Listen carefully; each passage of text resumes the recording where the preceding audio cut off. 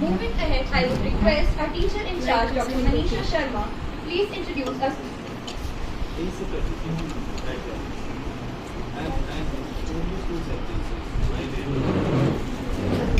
I'll tell you why I'm asking. Just repeat.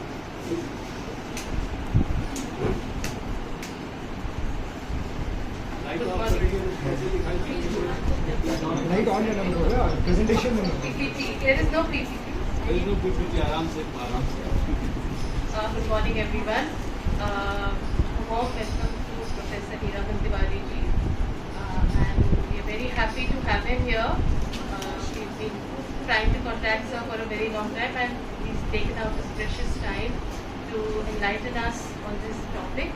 And sir has said that I should not be introducing him too I'll much. tell you why. Yeah. So I invite sir to please speak. Thank you.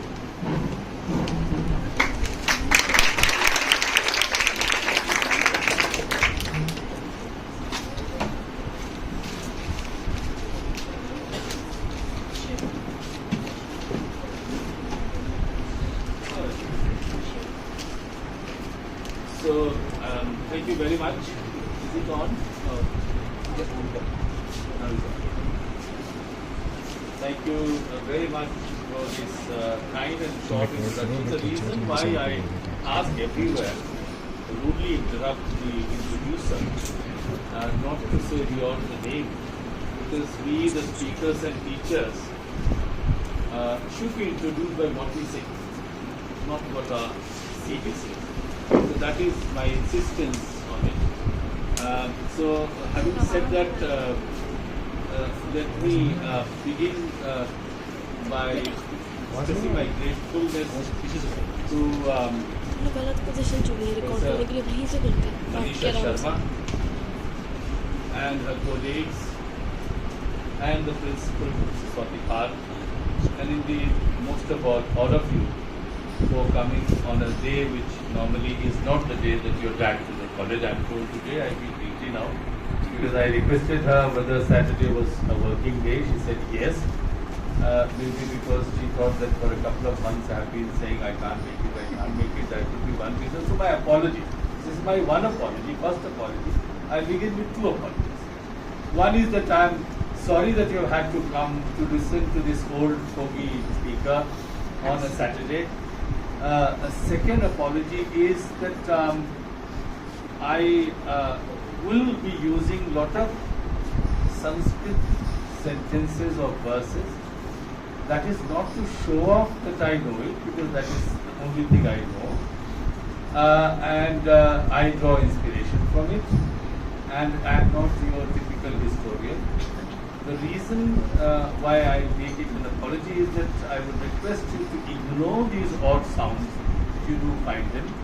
Either before or after those sounds, there will be a coherent translation or paraphrase. So you can ignore them happily. With this, I am going to read out the very first verse of the Srimad Bhagavatam. The reason why I say this, that normally each book, particularly in Sanskrit, or perhaps anywhere, you read the Bible, the Quran, begins with a kind of invocation, either to the God or to the Guru or somebody who has inspired you, or the writer. And the Srimad Bhagavad Puran is supposed to be the text which has revolutionized what we know in India wrongly as a Bhakti tradition. When I say wrongly, perhaps it will be clear during my discussion. Yes, it is a text which historians deal with as one of the earliest texts on Bhakti tradition. I have a different view on that, and that view is very clear from the very verse with which Srimad Bhagavad Purana begins. All the three verses, you won't find any invocation of a god. Let me read it out, and then I'll tell you, and from there I'll begin my conversation on the sources and also the debates which are relevant, perhaps to historical understanding of it. Janmadyasya yatah. Forgive me, I normally sing it if it is singable. And most beautiful Sanskrit verses are singable. Janmatyasya yatah अन्वयादि तरतस अर्थेषु अभिज्ञः स्वदा तेने ब्रह्म हृदय आदि कवये मुह्यन्ति यत् सूरयः तेजो वारि मृदां यथा विनिमयो यत्र त्रिसर्गो मृषा धाम्ना स्वेन सदा निरस्तकुहकम् Satyam Param Dhimahi. Not one word. If I explain, translate it. There is not one word which refers to any god. The last three words are the invocation. Satyam Param Dhimahi. I only ruminate the truth, which is the ultimate truth. Normally people will find it shocking. Of course, when you read the Mahatmya, the glory of the Srimad Bhagavad Purana, it does talk about, and the third verse, of course, this is the first verse in the Srimad Bhagavad. The third verse is more beautiful in that sense that Nigama kalpataror galitam padam shuka mukhadamrita travasayutam pibata bhagavatam rasamalayam muhuraho rasika bhuvibhavuka. It invokes you and us to read it only if you like it. Nigama kalpa taroho galitam phalam. Phala is a fruit, galit is a ripe fruit. We eat only, and it talks to us like a parent will talk to a child. No parent, normally it's such a touching thing to see a parent trying to see whether the milk is hot or the fruit is ripe. The concept of shabari is not a joke. It's a concept that you want your child to have the most perfect food, whatever the level of kind of and ingredients that you have. So he says, Nigama Kal, I assure you that Nigama Kalpa Taroho, if you consider all the scriptural texts or Vedic texts as a tree which bears a fruit, that is what it is. Kalpataroha Galitam, a ripe fruit. But moreover, somebody needs a validation. Think about history when I am talking about it, nothing else. When you have a fruit, whether you want to put it a particular marker that this is a ripe fruit, this is not so ripe. Shuka Mukha Amritat Javasai. In our villages, we used to pick up these mangoes and other fruits. If they are bitten once by a parrot, we knew it was sweet. This is a beautiful play of words, poetry. There is nothing religious about it. Shukadeva is the narrator of the story. So Shuka Mukhad Amrita, if a parrot has tasted it, you can't get a better taster. Chips taster, whatever, cheese taster, other tasters. These are jobs, industrial jobs. So Shuka Mukhad Amrita Drava, and we are sure that it must be sweet and healthy. And then he says, Pibata, if you want to drink it, Bhagavatam Rasa. If you want to drink the juice of such a fruit, which is quite a lot, but there is a condition, you don't have to. No, because in any case, India doesn't have any one book. Rasikaha Bhuvibhavukaha. If you are sensitive to it, if you are a connoisseur, Rasika. Bhuvibhavukaha, and if you care for the world and for you, then you should read it, otherwise forget it. Now this is the third verse. Let's get back to the first word so I can plunge myself into the discussion. See what it is. When you look at a source in history, you can write about it, but you need a validation. Somebody X, Y, Z has talked about it. Even if you want to reject or counter or put across a parallel or an alternative narrative, you do need something. And therefore, the first thing that we ask of a student, what are your sources? Historiography. What has been done so far and what new you are going to add. Now, you could say this is very odd. A lot of work is being done on the Srimad Bhagavad Purana by ancient historians, medieval historians, about how it has open the floodgate and ocean which is cutting across the boundaries and creating a lot of things. But here it says Satyam Param Dhimani. The only objective is, and normally you meditate on a God. I have a theory which is different from normal theories. I have a paper which is called Religious Practices as Autotherapy. So none of us likes to be told, let alone told this is what you should do. When you go and stand before an idol, you are talking to yourself, you are asking your question, and you are answering your question. What if the idol began to have a conversation with you? The number of visitors will be reduced immediately. You don't want to be told about it. You imagine things. Some people call it hallucination. You just go and stand. If you don't want to go stand there, think about it. So India does not need shrinks who need to be paid thousands of dollars to have a conversation. You need to turn yourself into a shrink. And if you indulge in that practice, then you realize the meditation of a subject is a Satyam Param Dhimani. And then, of course, I won't translate the more philosophical aspect of it. Simply say, Janmadyasya Yataha.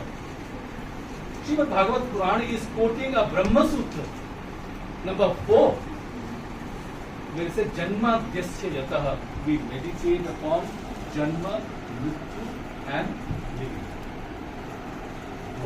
What will happen? So, if all these three aspects of life are part of it, and therefore, unless you look for a truth there and meditate upon it, and I want you to go with the fact that Srimad Bhagavad Purana does not open with an invocation to Krishna. Why? Because Krishna is somebody, in my opinion, and I'll come to it where the aspect of analysis of a text is concerned and the debate is concerned. So keep that in mind. But what does a tradition do? Just as I told you one example, there are many of them because the whole hour will be spent in it. There are many examples in the sense where he is referring to the original sources and debating them in a very, very compact verse form, where the interpretation is required, commentary is required. And therefore, not for nothing was it said, Vidyavatam Bhagavate Pariksha. If you really wanted to know, test the wisdom of a person, ask them to explain the Bhagavad Purana, because it is a mature text. It has before it lot of Buddhist sources, lot of Vedanta, Nyaya, and many other Jaina sources, and then has to come up with a new philosophy, which, in my opinion, is wrongly interpreted as Bhakti tradition. Bhakti, unless you understand Bhakti in the way that you focus. Bhakti means division. If I am a Bhakt of my wife, which I am, I have to separate everybody else from her. That is called Bhakti. Bhakti means to chop. Going back to source of the Bhakti means focus. So in that context, you really have to say that what is the ultimate, what are the frills that you need to ignore or chop off or remove to get back to the core. And therefore, Satyam Param Dhimani. I thought it was a revolutionary idea rather than saying Krishnam Param Dhimani. It says Satyam Param Dhimani. Of course, you could say that Krishna could be Param. But how does a 16th century, my great favorite, who taught me how to get into literature, is these days much maligned saint Tulsidas. How does he say the same thing? Now he is referring, said, Siva Biranchi Kahu Mohai Kohai Bapuraha. Even Shiva and Brahma find it difficult to figure out what the truth is. Kohai Bapura, who else can do it? Asajiya Jani Bhajan. This is how you should proceed with your objective. And that objective has to be truth. So this simplification of this idea can be done in any of Indian languages, and most Indian languages are equally, all Indian languages are equally beautiful, and some of them have done it very, very wonderfully. Now let me get back to it, and I'll keep coming back to this theme, because the theme is the source and how do we look at it, what we glean from it. The intellectual tradition of this land and I call the land of seekers. It is not the land of teachers. It is not the land of pontiffs. There is no sage who is higher or greater than others. Munde matir pinna. You find as many people and as many disciplines as well. So this land of seekers, not just of the beholder of wisdom, of truth, of knowledge, of righteousness, has always been known and celebrated. Of course, it is also my favorite topic. In history, as I said, I am not a historian, I am an interloper in history department, in both senses of the term. Perhaps you will forgive me if I again began to draw inspiration from another Sanskrit verse, this time from a Quran. I am going to come back to Smriti. एतद् देश प्रसूतस्य सकाशादग्रजन्मना स्वं स्वं चरित्रं शिक्षेरन् पृथिव्यां सर्वमानवाः. A rough translation, a true translation, in my opinion. People have been striving here to seek knowledge and learning from the intellectual leaders of this ancient land, who have dedicated themselves to setting high moral standards and great character for others perhaps to come. It doesn't say they must follow. There is nothing must about it. In the Veda, of course, there are 4 kinds of sentences, each is words. One is called Vidhi. But then, in the Veda, it is not a religious text. You have to perform ritual for a particular objective, and it has to be perfect. I will come back to it, briefly refer to it as well. So therefore, there is a Vidhi. You have to, if you have to perform ritual, you have to follow certain rules and regulations, just as all of them have to sit, they can sit anywhere. Could be a JNU, sitting here and everywhere, it doesn't matter. So the idea therefore is that you have to decide whether what is being said, what you encounter, what you are reading is at all worth it. Should we not arrive or strive to walk on that beaten path? That is where we come to just reduce and dilute the idea of absolute freedom, because absolute freedom is also bad. Isaiah Berlin has said, absolute freedom to the lions is a certain death to the wolf. So Article 1 and 1A tells you that there is a certain restrictions, not because your freedom is being curtailed, but others' freedom is being restricted. Simply that, nothing more than that. So, and what is that? And this time I am quoting from the Mahabharata or the Bhagavad Gita, which is part of the Mahabharata. Yadyad acharati shreshthah tattat deve tarojanah sayat pramanam kurute lokas tadurvartate. Whatever a great man does, yadyad acharati shreshthah. Once you have decided somebody is great, either in terms of title, why should a professor be more respectful than a simple teacher? Which is why I said, why should you introduce my CV, which runs into 23 pages? And if I speak for 1 hour and you get nothing, what is the point of wasting that time? My mother, who never went to school, I don't want to talk about myself, but she had given me 3 or 4 mantras which I remember each day. She told me, don't say anything before you have done it. There are 3 reasons for it. If whatever you manage to do is worth anything, people will come to know. But if you have done something, it is of no use, there is no point in saying. And the third is, if you fail to do it, people will laugh at you. I thought, this is absolutely marvelous. And the second thing she told me, because we were the first school goers in our family, my brother and I, she said that खूंटा मजबूत होना चाहिए, कैसा भी भैंस बांधो. So if you are good with your subject, it doesn't matter where you are thrown and what you do. So as long as you are good with whatever you are doing, an artist, a brother, a father, a husband, a wife, you don't have to worry about anything. There's, absolutely, you can fall, you crash into a bed or a chair and go to sleep without any problem. So that idea that whatever a great man does, or a woman does, I would say, unfortunately in the part time that we are talking about, very rarely do you find a woman, although there are certain differences. So I keep insisting on that. Whatever a man or a woman does, people other than God receive inspiration from it. Devi Tarajam. It's a very clever line from the Mahabharata, from the Bhagavad Gita. Gods are supposed to know everything. Who cares? Let them. But Devetar, what is important is those who are other than gods. Itara Deva. Not gods. Other than gods. Yad acharati shreshtaha tat tat deveto. We try and emulate and follow. And then whatever standard that person then sets becomes the norm of society.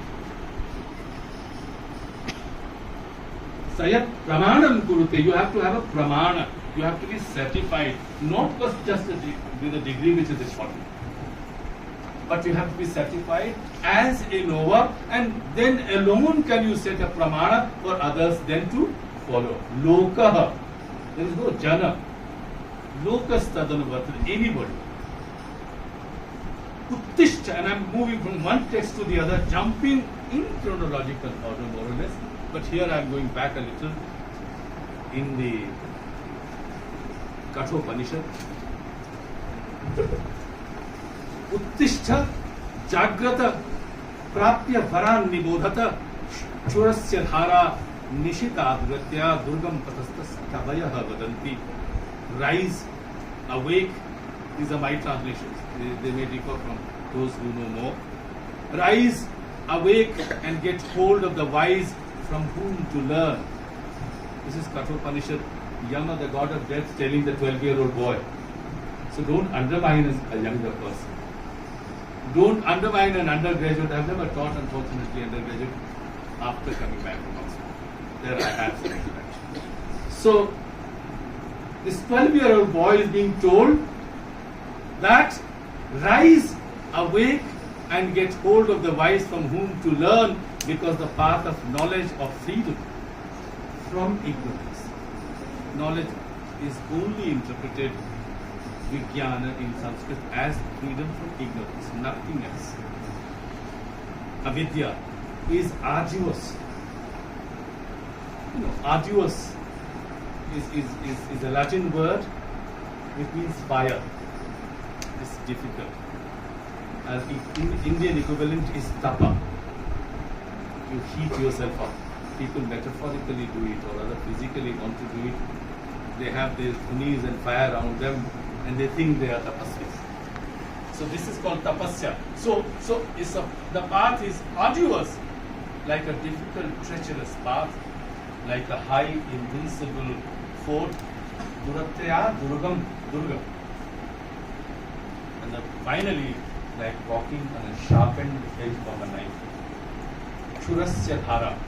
You're walking, and how does Turusi make it so easy? He says, Jnana pantha kripanakaya dhara. Literal translation of the Kathopanishad. Jnana pantha kripanakaya dhara parata khagesa na lage bara. Walking on the path of knowledge is like walking on the edge of a sword or a blade of a knife. There's one mistake and you're gone. So that is a problem that we need to encounter in our sources. Why do I quote these verses here? One, as I said, to get inspiration from, so that I can speak. But also to invoke a man, a great man, who was concerned with the youth of this country long ago, Swami Vivekananda. He almost says these words. He quotes Kathopanishad, because he was very fond of this beautiful mantra from the Kathopanishad, which he would often use to exhort the people of India, particularly the youth, to shake them up from their slumber. Just think about the choice of Swamiji. This mantra was given to Nachiketa, the 12-year-old boy, as I mentioned earlier, who was facing the death sentence. Now, after this mantra, if you read the Kathopanishad, Yama has trapped himself. Yama is trying to shoo that little boy away. Do you know the story, this beautiful story of Nachiketa and Yama? His father, Vajasravas, became a great man. He performed lots of arduous rituals and became a great saint, and then he wanted to perform the ultimate sacrifice and then feed lots of Brahmins. And once you feed somebody, it's called return gift. If you call it return gift, it doesn't sound very bad, but Dakshina, Pura Dakshina. I also get remuneration both as a servant of the university, and also if I go and speak somewhere, I think it was in your case also. So when you say Dakshina, it suddenly sounds पोंगा पंडित है, उसको दक्षिणा दिया, लोटा पकड़ा दिया, थैला पकड़ा दिया. हम लोग भी थैला लेके जाते हैं, कॉन्फ्रेंस होती है. So we say this is a very nice bag, and I keep taking them and distributing them. So in any case, he says, what is he doing? He is performing this ritual, sitting on the stage like this one. Rajastravas and his son is sitting next to him. I suppose 12 years, nobody knows, 10 years, but certainly not mature, even an adolescent boy. What does he see? He sees, and I am illustrating it, how a writing, not that one has written much, a writing should develop.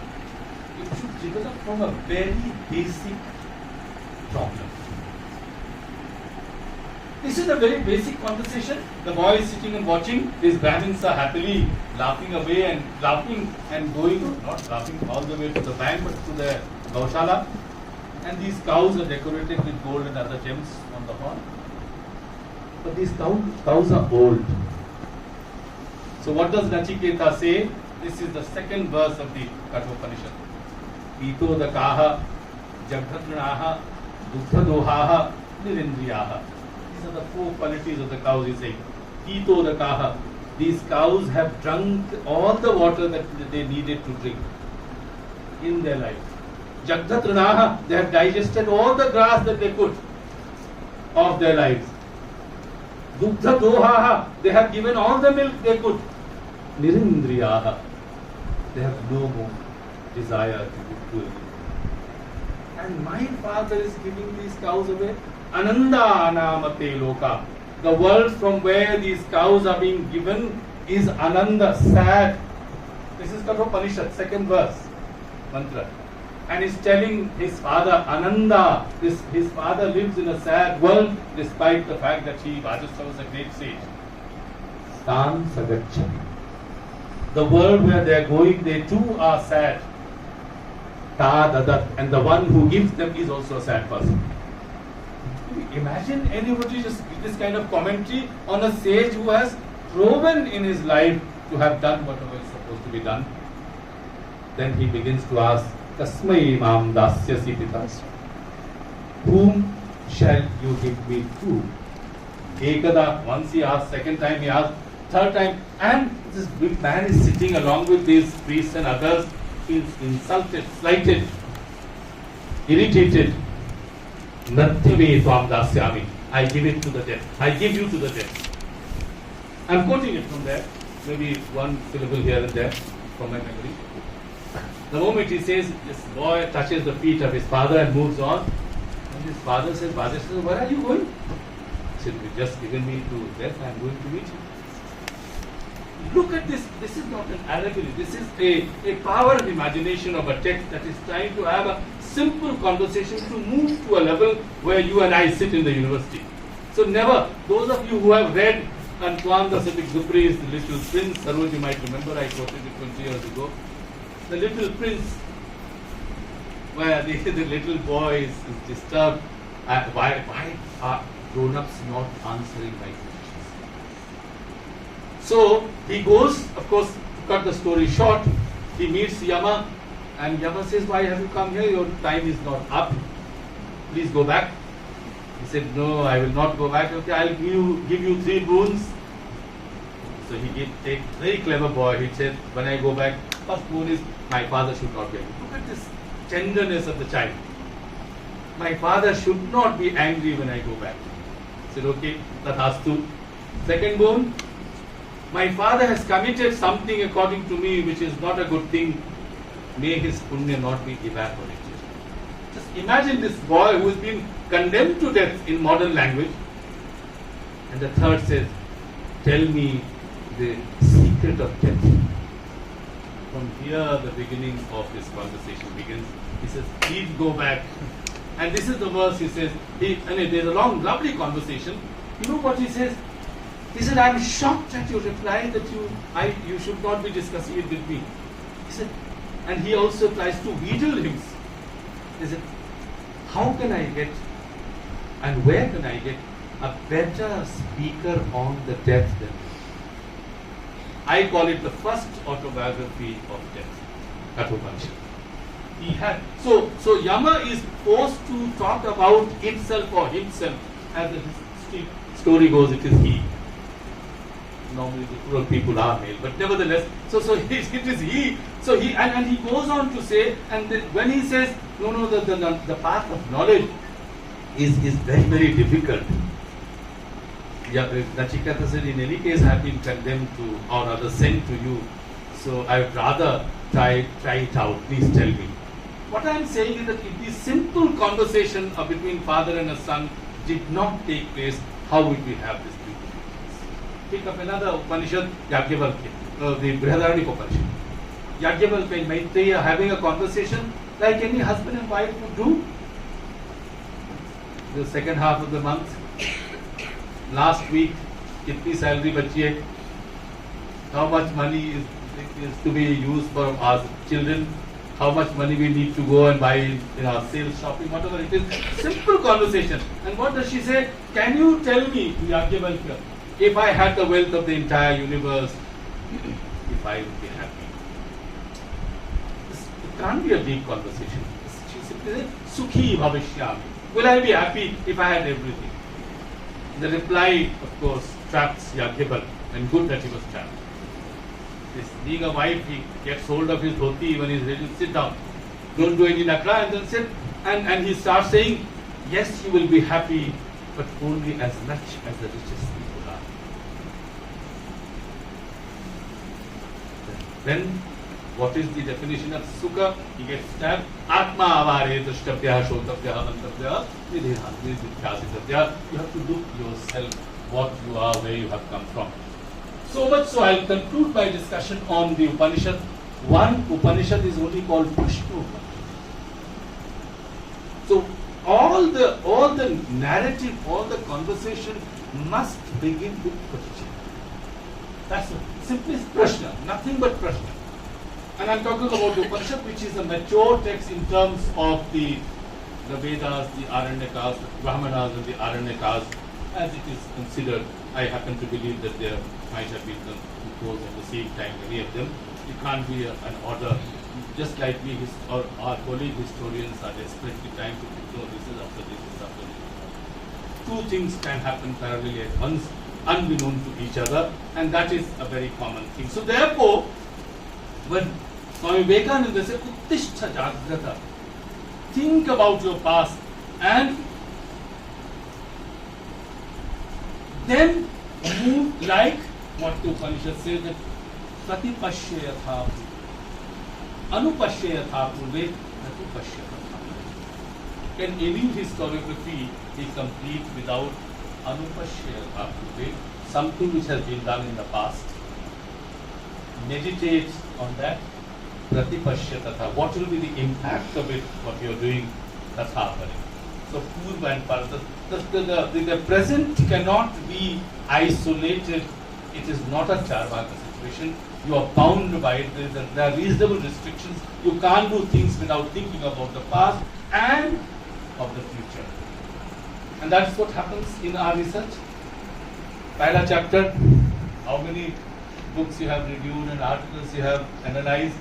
No, any subject that is there. What is the historical background of those narratives? And then you jump onto your chapters, illustrate, and in the conclusion you give what actually you have got that is going to be used for the examiner. So in that context, I am coming now to conversation, because the conversation is the source of our understanding both of the past and perhaps envisaging the future. Indian knowledge system is only a conversation. Pick up any text, even from the Rig Veda. Even the Nasadiya Sukta, what does the sage say? Everything is we have to differentiate between Sat and Asat. Na Sadati, Na Sadasi, Na Sadasi. There was neither truth nor untruth. He garbles everything. For the commentators and other writers to say, what is this person saying? There was neither the truth nor untruth.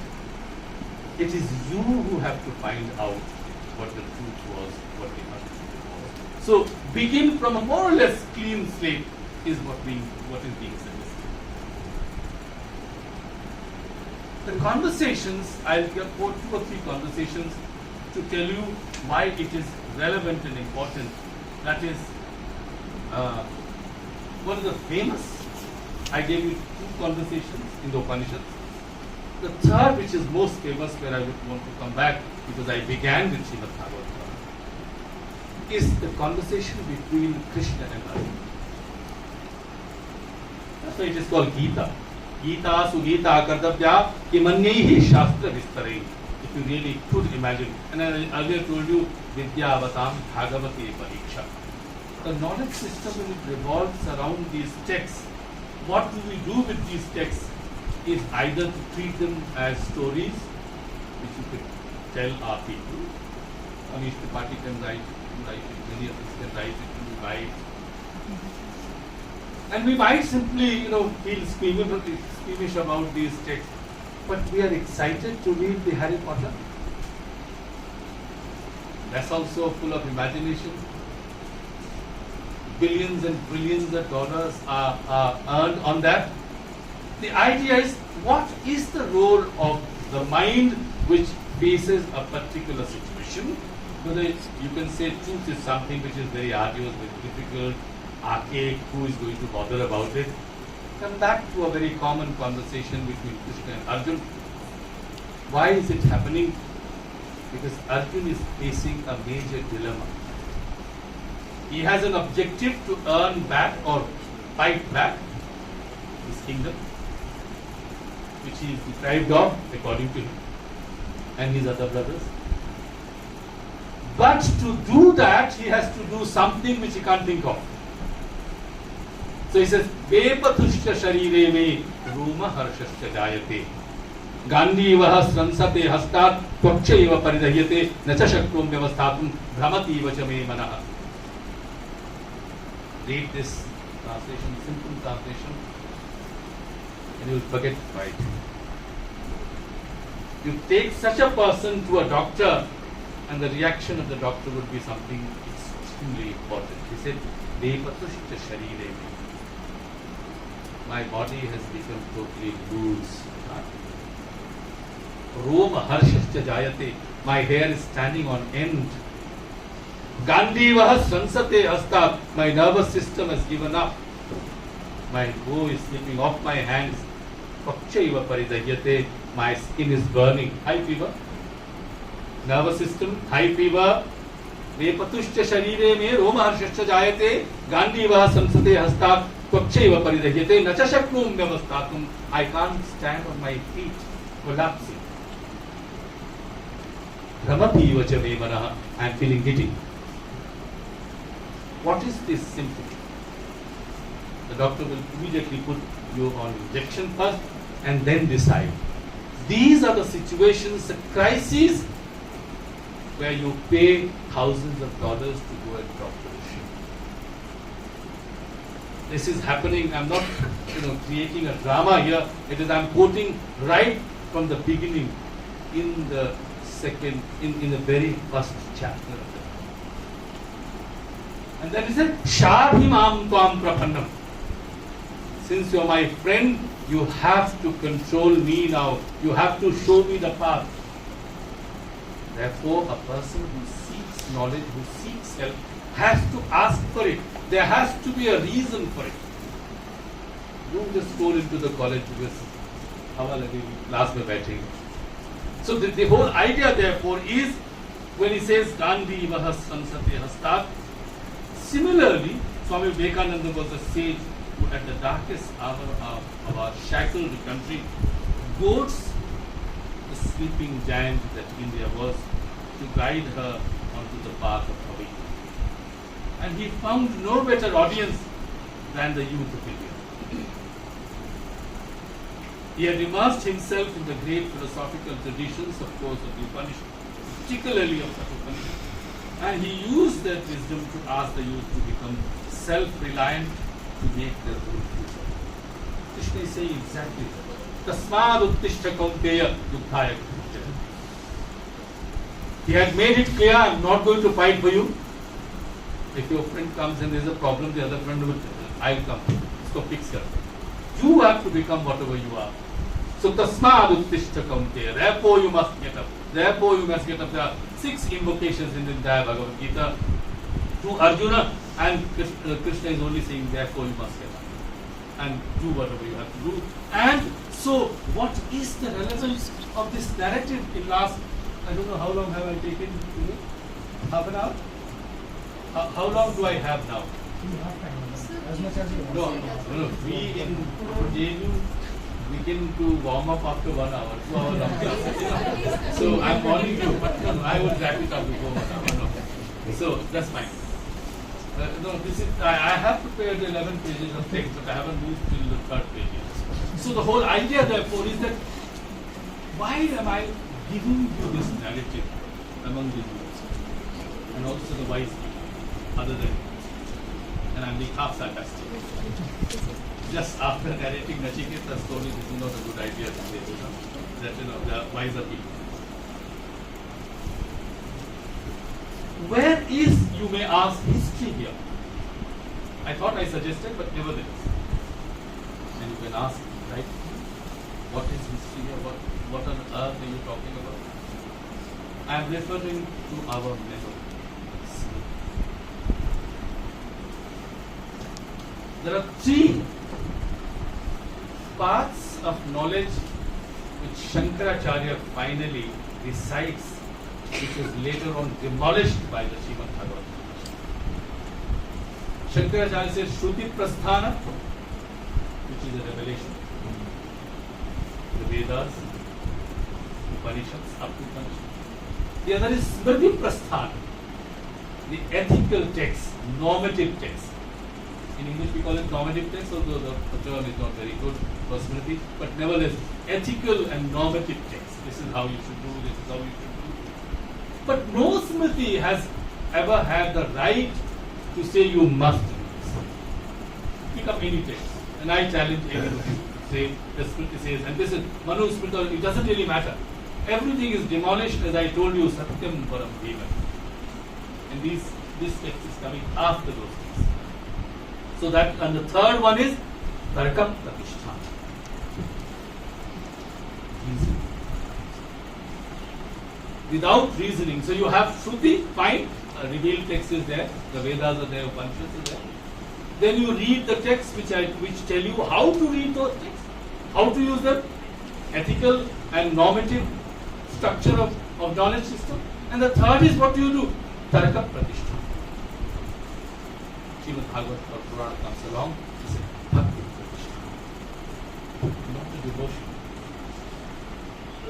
but differentiation from right to wrong for your own self, not for others. So Bhakti simply means the knowledge of differentiation. In English, the knowledge of differentiation is something that you could differentiate the chaff from the grain, milk from the whatever it is, as they say water, I don't know what it is. HEERAMAN. I've never been able to understand what is the difference between, unless you split the milk, you don't know whether there is a water in it or not. But that's, you need to know that. So we make paneer at home. At home, I make paneer at home because it's cheaper and it's very easy. You need to spoil it. And once you spoil it, then you get whatever, whether dahi or paneer, whatever it is. So in any case, you need therefore to understand Smriti, what the role of Smriti is. That is one aspect. It comes straight from the literal meaning of Smriti, which is that. So the entire perception of memory, and let me indulge you with, or indulge me rather, I would request you, for a few minutes on this notion. In the 9th century, immediately after the Srimad Bhagavad Purana, I hope I am following the historical line. followed by most religious people. Abhinava Gupta comes along. You must have heard this name. He has written quite a lot. But there is one verse which has stuck in my mind for the last 20 years. He said, Grahya Grahaka Samritti Sarvadehina Yoginam tu Visheshosti Sambandho. He's talking about the relationship. The Grahya and Grahak. The normal relation, the world never can function without relations, figuring out the relation.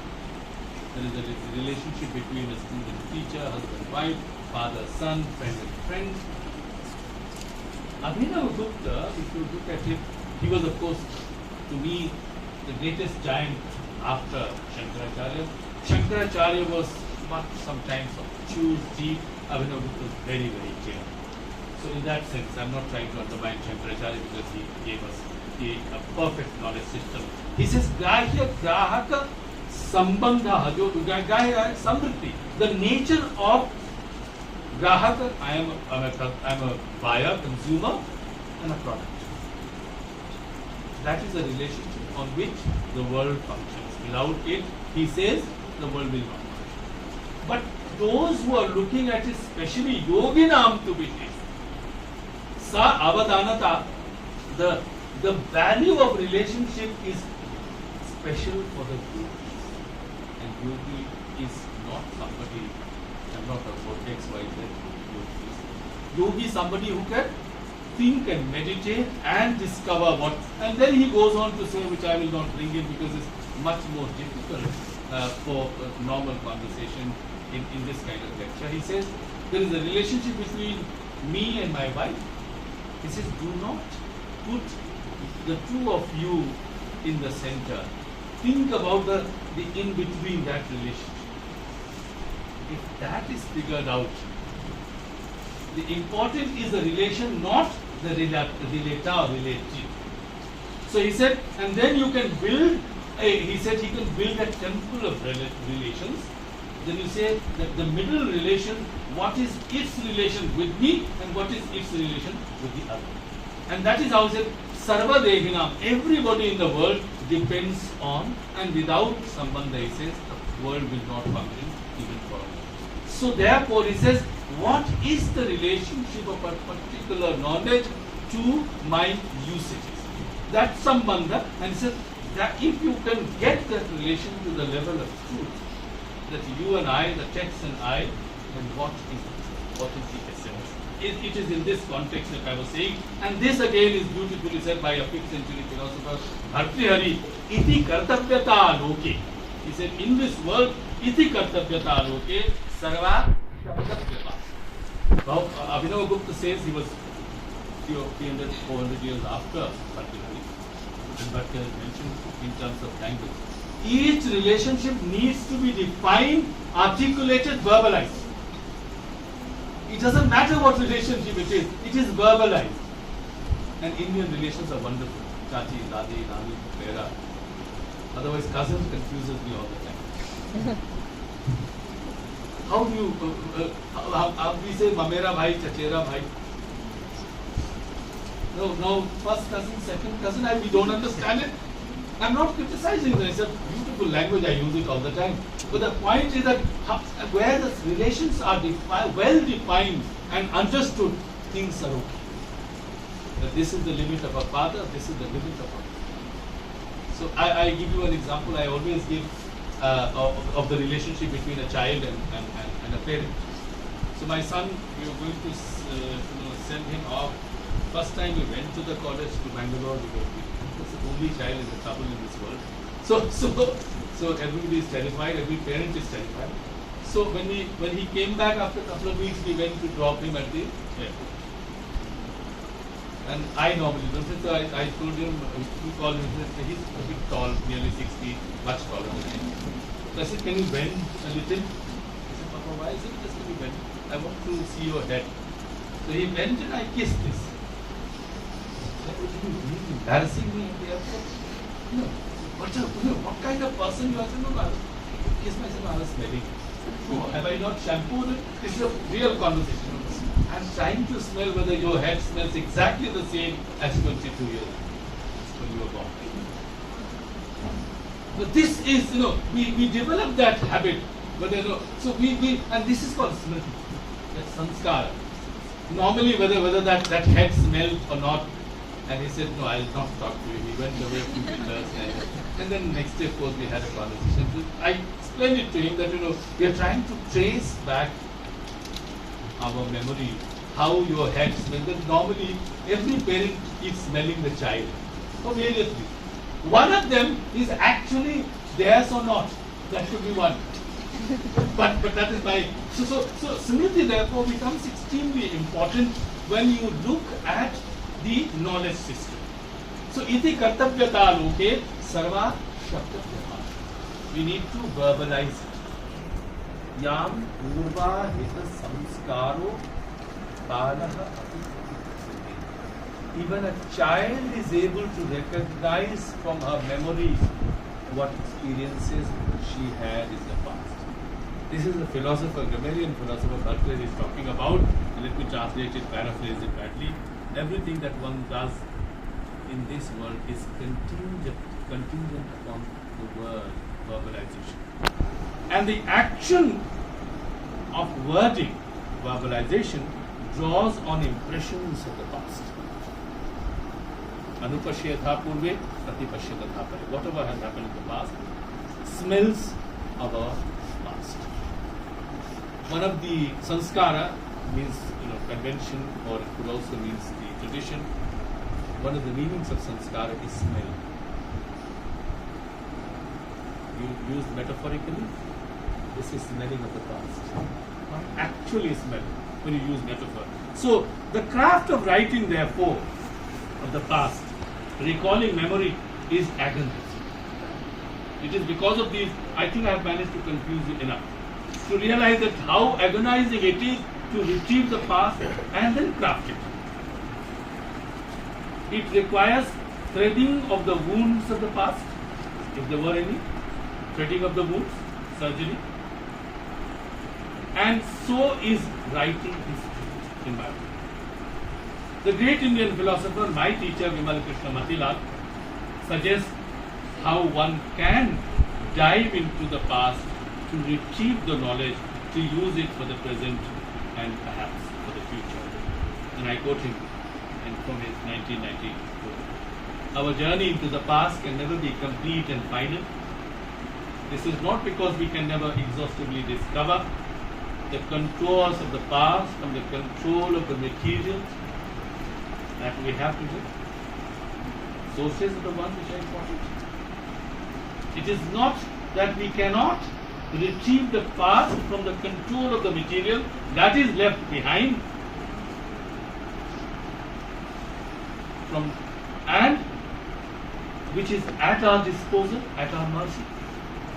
This is another accusation that a historian is receiving, that you are trying to use your mind. Why should you not, of course? Rather, it is that we take new trips to the old land to see new landscape from a new angle of vision. He uses 3 new adjectives in one sentence, and then he explains it. It is not that we cannot always get the cartography right, but that we try each time to get a new cartography. Each time we write, otherwise we say, what is new in it? Kshane kshane yannavata rupaiti tadeva rupam ramaniyataya. In poetry, each time you read a poetry, and if it gives you great meaning, new meaning, then you call it a great poetry. Kshane kshane yannavata. Every time. So I often give an example. Rag Bhairavi is sung by Pandit Jasraj, Bhimsen Joshi, Sanulal Mishra, many others, Chakrabarti. But how could we recognize the note? We can recognize those sounds, but there is a difference. All of them call it Rag Bhairavi because they want to bring in novelty. So the idea is that you are attached to the past, but you are bringing in novelty. Otherwise, what is the point in studying history unless we bring in novelty in our discourse? The process of writing history, therefore, even reading it, as I do, requires sifting through the materials available before us, as well as analyzing them to build a coherent and cohesive